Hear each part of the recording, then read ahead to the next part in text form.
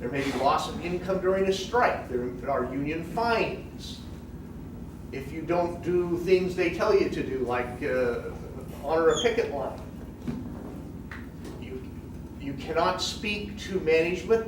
Once you get a union, there are things you have to go through your union to talk with us about. Okay, wages being the obvious one, but many others may come into play as well. Okay, there could be job duty restrictions, initiation fees, dues, loss of job opportunities because of union hiring practices, which we mentioned. Okay, you might not be picked by that union representative at the union hall, right? They call them a steward in some places. Okay, so the bottom line is management could say we're always available and allowed to listen and discuss, okay, until you get a union. And then we have legal restrictions that are imposed on us. Okay, some things you can't say or do. You can't spy on the union. And you can't ask your superintendent to go spy on the union or anyone else to go spy and see who's involved in the union activities and who isn't. What's the presumption of reason why you can't do that?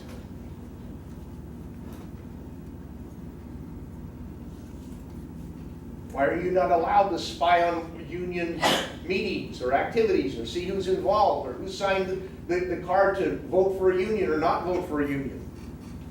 Yes? So you can't discriminate? Exactly. That's to prevent management from discrimination. Exactly. Okay, you cannot stop union activity by reducing benefits or wages, removing privileges, transferring, laying off a union supporter. That's illegal. You can't make promises of benefits, okay? By the time you are embroiled in a union effort, a unionization effort, you're no longer legally able to make promises. At that point, you have already lost a legal right because you're in the midst of a voting process for unionization. So keep that in mind and get your act together early and get that to happen before they decide to go for a vote, right? Clean it up. Don't promise in the middle of when they're voting, oh yeah, if you don't vote for the union, we'll give you this and this and this and this. Okay? It doesn't work that way. It's too little, too late. Okay, don't question employees about how he or she intends to vote, or if they've signed a union card, who attended the union meetings. Okay? You can do the previous things within 24 hours of the union vote, but you're even more restricted within that last 24 hours in terms of what you can encourage or discourage, persuade in doing. Okay, and I think that is more of a factor associated with, we want to reduce the violence, because as you get closer and closer to this sort of thing with a strongly held feelings one way or the other, that's the time period in which most of the violence occurs. Okay, so to avoid that, we've decided, hey, you got to quit that kind of activity when it comes, when you're getting close to that point. Okay. Okay, some unit determinations, that is factors that the NLRB is going to use to determine what is the group of people that could be unionized. What is the unit we're talking about? Okay, which employees are involved? Okay, and those factors include common employment interests, similar interests, for example, in wages, working hours, conditions, collective bargaining history. Okay, if a particular kind of employee, say it's a carpenter or something like that, has a history of being organized around that trade, then that could be taken into account. The employee desires themselves. They decided they wanted to have a union. So they sit down with them and say, okay, which people want to be represented with a single unit, right? Or have we got more than one unit here that wants representation? And of course, if there's any union contracts that are already in place in the area or with this contractor, then those would come into play as well. Any questions about that? Okay, and then of course we have decertification. Okay, well, what is decertification?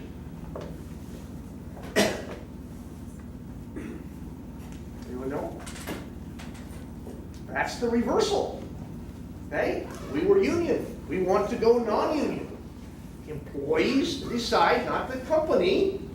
Okay, the employees decide and sign a card, 30% or more, that say we want to vote on becoming non-union. Okay, management's cleaned up their act, or whatever reason that they come up with. Okay, you can have a decertification vote just like you had a union vote. Okay.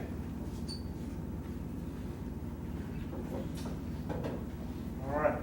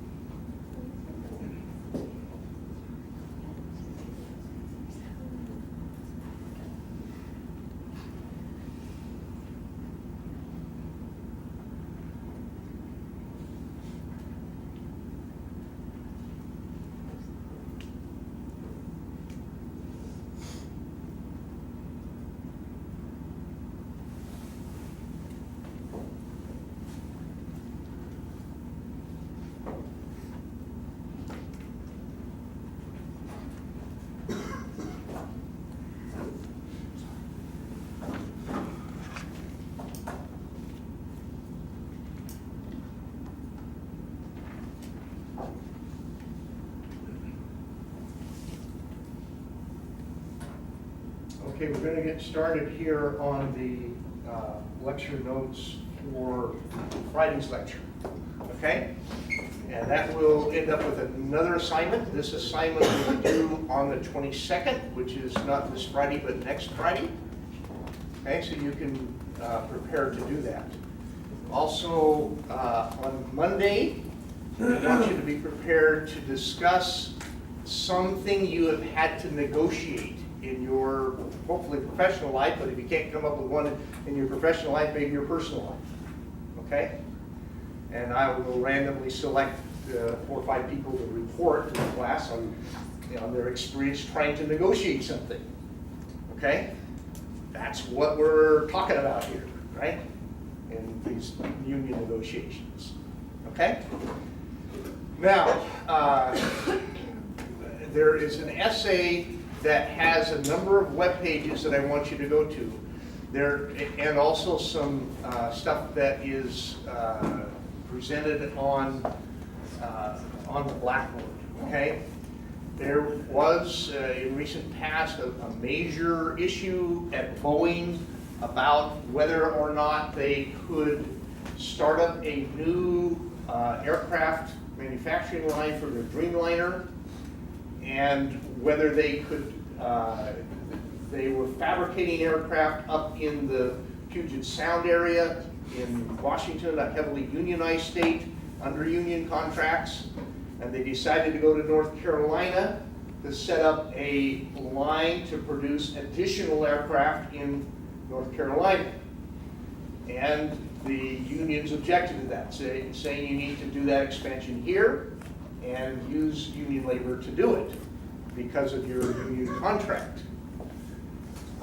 So anyway, you need to get embroiled in this kind of stuff. This is not trivial stuff. There was a opinion that was issued by the National Labor Relations Board on whether that was legal or not legal. There was an opinion then issued by the legal counsel for Boeing, and you're going to, these connections are going to get you into all of that. Okay? Again, it's messy, but read it, try to understand what's going on, mostly to understand the complexity of the issues that are faced. And also to understand that the National Relations Board is not a consistent body. The interpretation of law by the NLRB has varied radically over the years, depending on who is in charge, whether the Democrats or the Republicans have won the presidency. Every time that a new party wins the presidency, the primary players in the NLRB are replaced with other players who have the vision, if you will, of that party. Okay? So what happened in the past may be entirely different from what happens going forward with the NLRB. Now, whether you think that's right or wrong, is you're entitled to your opinion, but I want you to face the reality that is going on. Okay? So don't expect when you go to the NLRB that you're going to get the same result that happened from a previous administration. Okay? You can expect if your backdrop is not what the employees really want, okay, and trying to satisfy that as a management team, but only what's legally required by law, if that's your backstop and that's the only thing you're willing to do, then you're going to find that a very fuzzy thing to rely on. Okay? And it can be very expensive to prosecute these kinds of deals, if you will. Okay? So anyway, out of that critical review, I expect you to write an essay based on these documents. Okay? Again, describing the problem, the main players, the consequences regarding the effect from the perspective of each side. Okay? What are both claiming? And then considering the immense cost and complexity of dealing with labor management relations through unions and the NLRB to both sides, together with the impact on clients, based on a third document, again, that I just posted, that's titled Having the Form of Performance Excellence, but lacking the power to motivate people.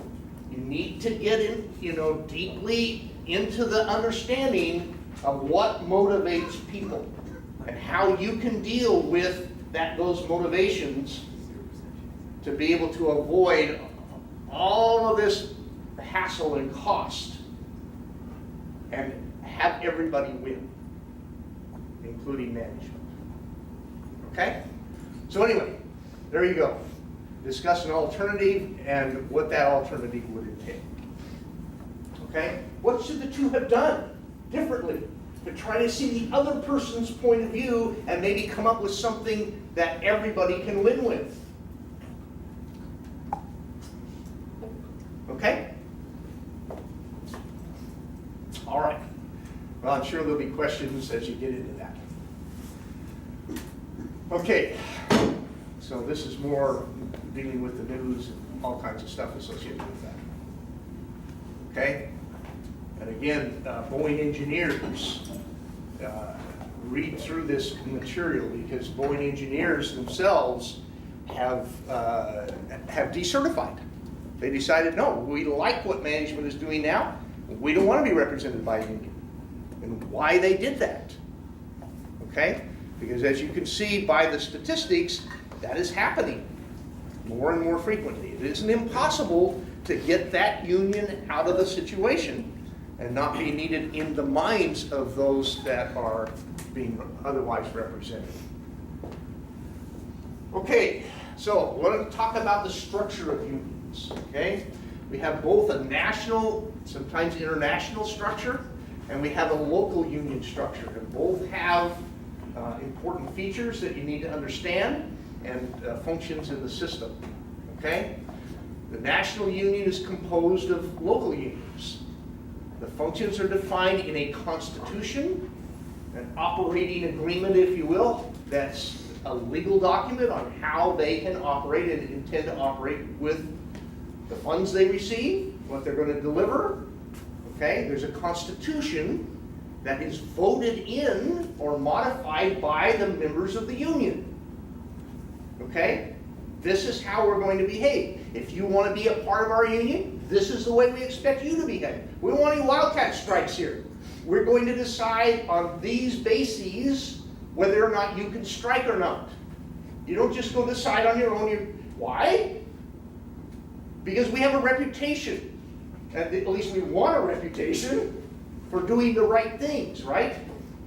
And so, we want some bad publicity because we got some wild, crazy people out there doing things with our name, our reputation. Okay? Okay, there are functions defined in the Constitution of the Union. There's a national convention that's held periodically, often to vote on changes to the Constitution or other aspects of interest to the Union members. Turnover in officers has historically been very low. You've noted that some of the president of the unions have been in there for 20, 30 years, right? Probably noticed that. It's very unusual in any organization to have the top leadership actually supported by those that they serve, and they should view it as those they serve, right? Not that serve them, but those they serve, right? See the difference there? Yeah. Why are they like that? That's a good question. Anyone can suggest why that is? Why do we have, on a national level, why do you suspect that they have such a low turnover in union leadership? Even as the unions are declining in terms of percent, right? Seems kind of strange, doesn't it? Okay. Well, I can tell you in our industry, we experience a lot of what I think drives that, and I would offer it as my opinion, that is, people have a normal tendency to support the devil they know, as opposed to what may happen if we pick somebody else. We know it's not great. We don't like it. It might be, highly unacceptable, but we don't know what to expect if we get somebody else in that position. And so they fail to achieve the level of support necessary to oust them and get a new leadership. Okay? Excellent question. If you can come up with a better idea on why that happens, I'd be very interested in what it might be.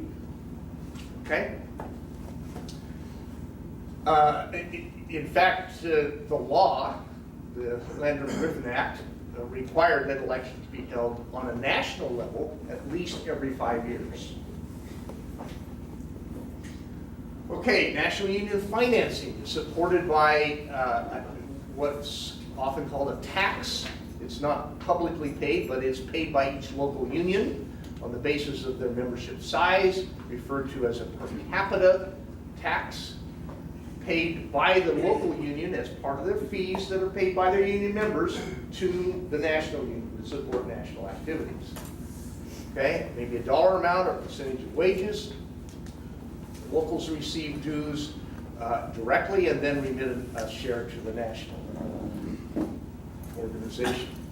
And that those national funding funds are used for salaries of national officers and employees. That's about 43% of the use of those funds. And remember, this is hundreds of millions of dollars here. It's not trivial stuff. Okay? The assets these people control are very, very large. Okay? Strike benefits, benefit payments, and pension benefit payments, and training. Okay, now let me suggest that the strike benefit payments are kind of like unemployment benefits. Has anybody had any experience with unemployment benefits in your family or yourself, perchance? Okay, well, let's suggest that if you were earning $160,000, $200,000 a year, and you get unemployed, and you go to the unemployment office and file for unemployment insurance payments, you might get about $800 a month. How many of you have a house payment? How much is your house payment? Too much. How much? Too much? Too much. Okay, well, there's not too much of a house that you can buy, unless you put a big down payment on it, for less than $800 a month. In fact, it's probably quite a bit more than that, isn't it? Okay? And so, the payments that you receive during a strike are not going to compensate people for not working any more than unemployment insurance in the US compensates people for not working. That's partly by design and partly from the pure accounting of the thing, right? The cost of the thing. Okay? So, big recommendation in the practical world. Industry, any industry, and ours is no exception, goes up and down, right?